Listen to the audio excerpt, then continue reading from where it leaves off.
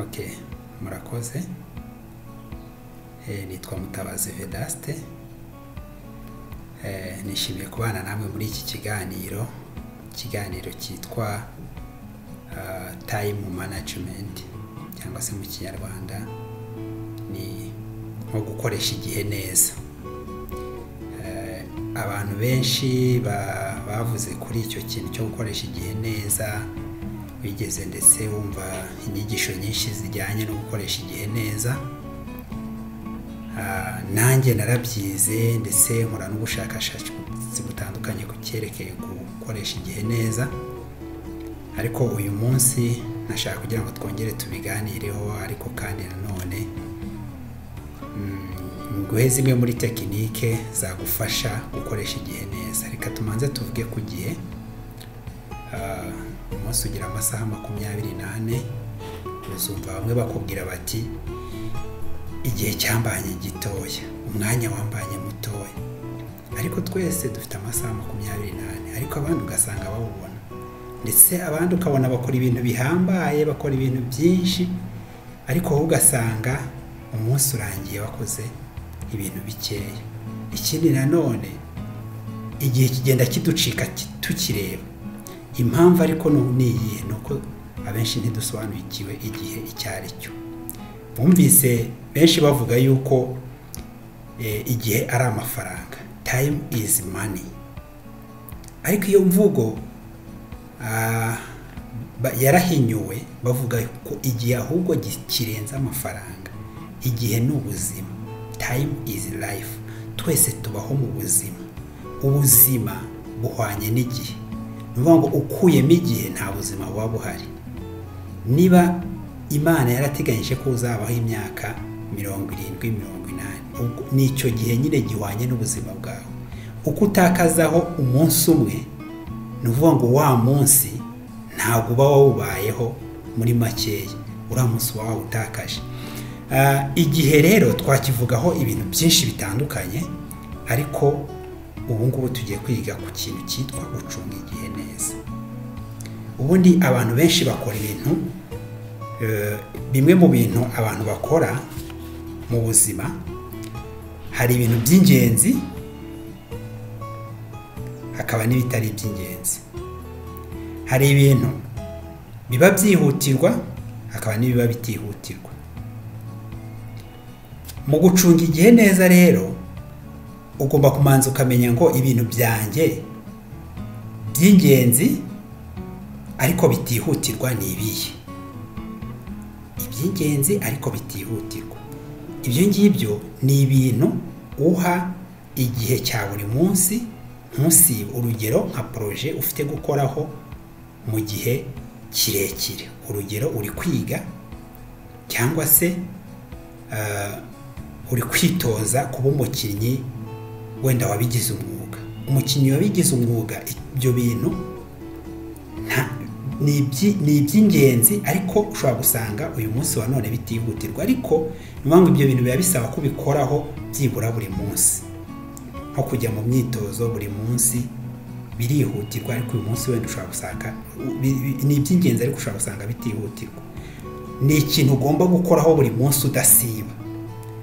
Ikindi cya kabiri, hari ibintu biba ari iby'ingenzi binihutirwa.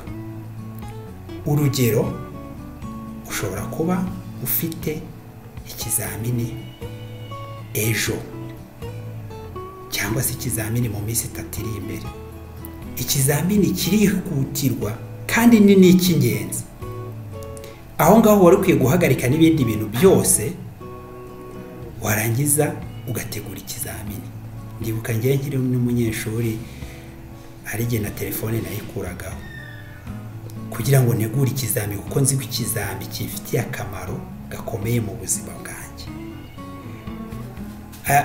Mvuze ku bya telefone, reka mitengera ku kintu cyitwa ibintu bitihutirwa.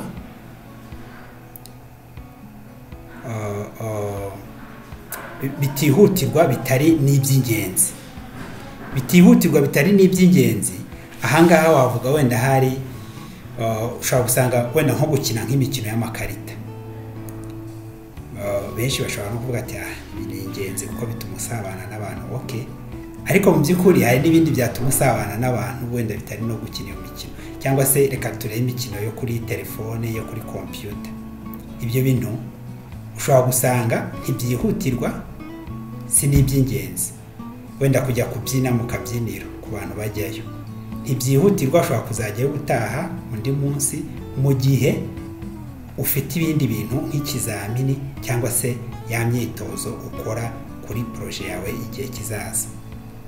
Noneho hari ibintu bitari iby'ingenzi ariko nanone byihutirwa. Aho ngaho niho ntangiye kuvuga ngo naho kuri telefone. Ubu telefone none isonye ndi no muri iki kiganiro.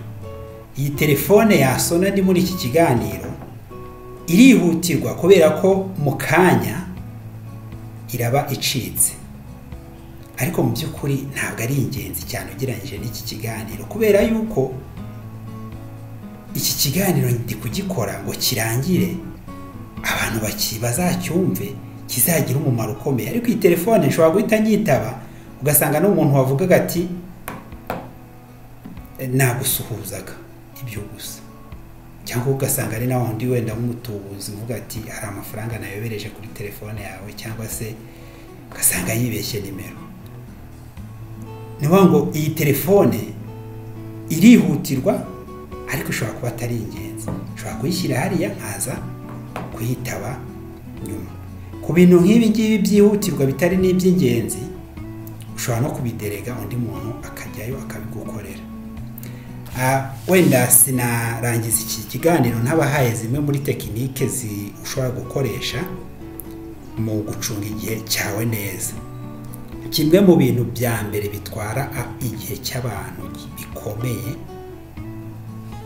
ni ibintu byinshi babamo cyangwa se ibintu byinshi batunze. Gutunga ibintu byinshi abantu benshi bumva nyine ari ibintu byiza, ariko uko utunga byinshi ni nako igihe cyawe cyo kubyitaho nyine kigendera muri bya bintu. Hari n'ibintu nyine abantu batunga, wenda utunze amazu 2, utunze 3, umwanya wataga utekereza ku mazu uyitaho uriyongera. Amazu ni ingenzi yagufitiye akamaro, ariko hari n'ibintu dutunga bitadufitiye akamaro. Tuvuge nko mu rugo, ugasanga umuntu afite ibintu byinshi cyane biri munsi y'igitanda, biri munsi y'ameza, biri hejuru. Nuvuga ngo umwanya umara uri gutekereza kuri bya bintu utunze kandi bitagufitiye akamaro. Wenda turebe n'imyenda yo mu rugo, imyenda yonyine. Imyenda ushobora kuba ufite imyenda myinshi, akaba hari nk'umwenda ushobora kumara umwaka utarambara, ugasanga uwo mwenda waragiye ivumbi.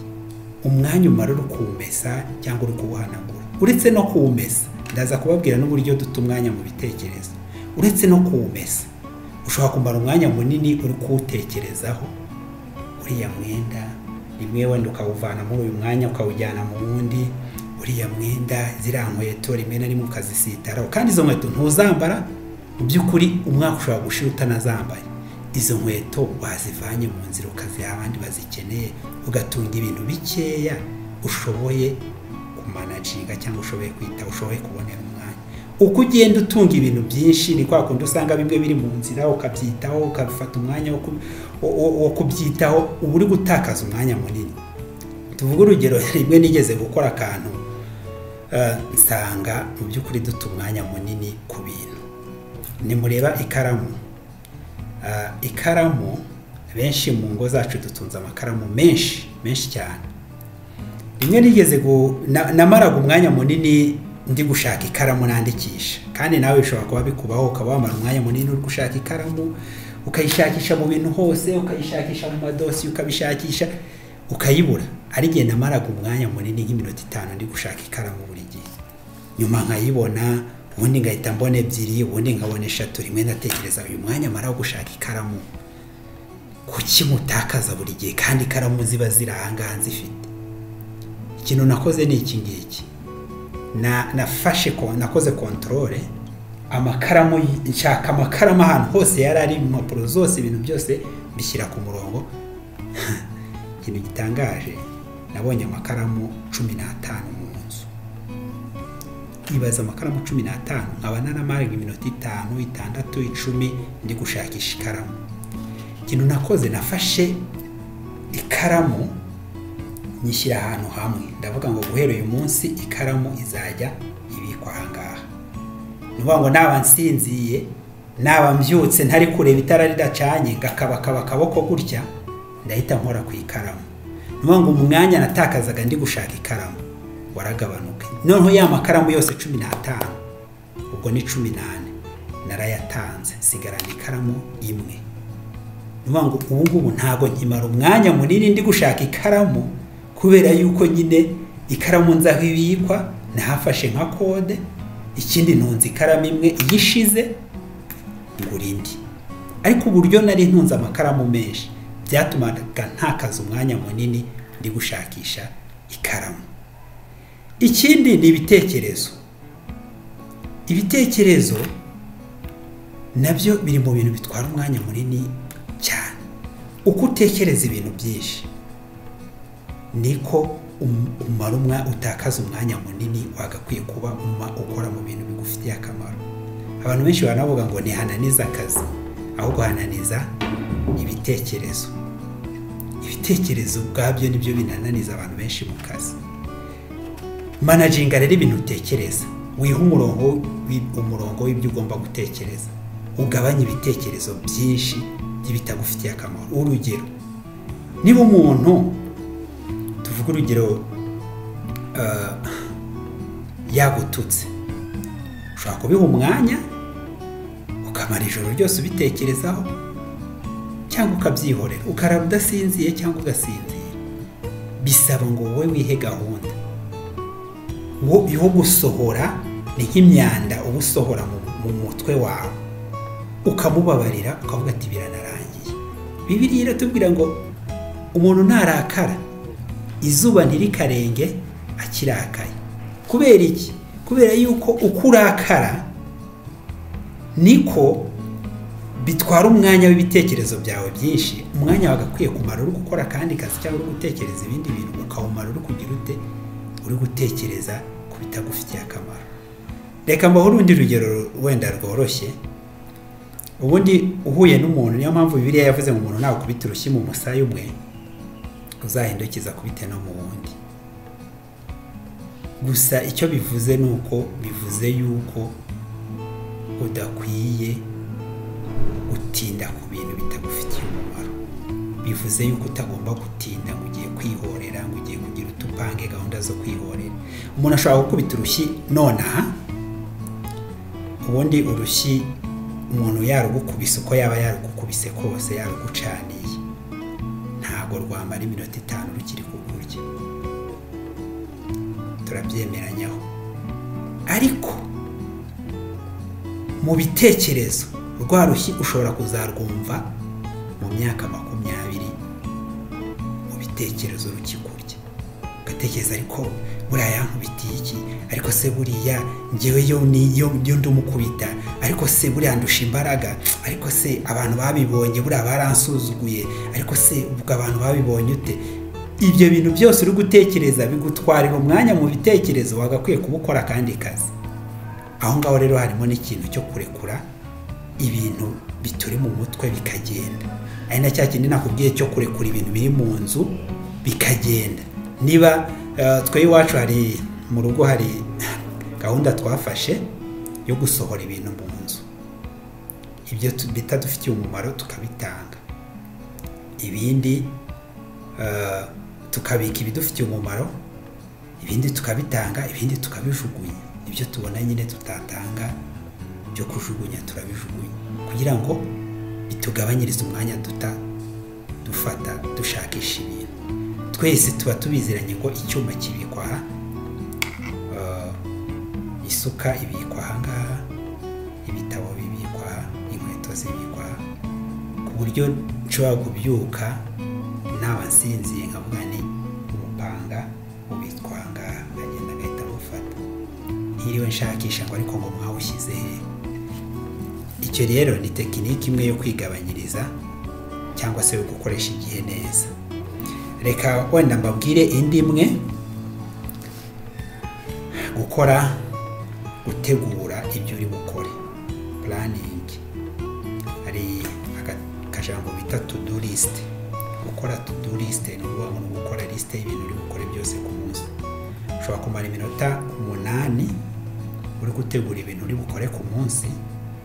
Iyo minota 8 ituma urokora igihe kinini wari kumara uri gutekereza ku kintu kiri gukurikireho. Iminota 8 yonyine ishobora gutuma urokora isaha imwe wari gutakaza gutekereza harya ni iki kirakurikiraho, harya ni iki kinangiye gukurikizaho. Ariko iyo ufite to do list, ukaba ufite liste y'ibintu uri bukore ku munsi, warangiza icyo urangije gukora ukavivura, icyo urangije gukora ukavivura, icyo urangije gukora ukavivura.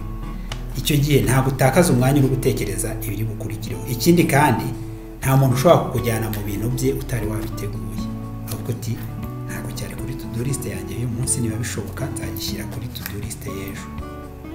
Ibyo ngibyo nabyo biri mu bintu bifasha abantu benshi mu gucunga igihe neza. Abantu benshi buriya bazinduka bakahaguruka mu rugo bakagenda batatekereje ku byo bari bukore cyangwa batabyanditse ngo banamenye n'amasaha bari bubikorere.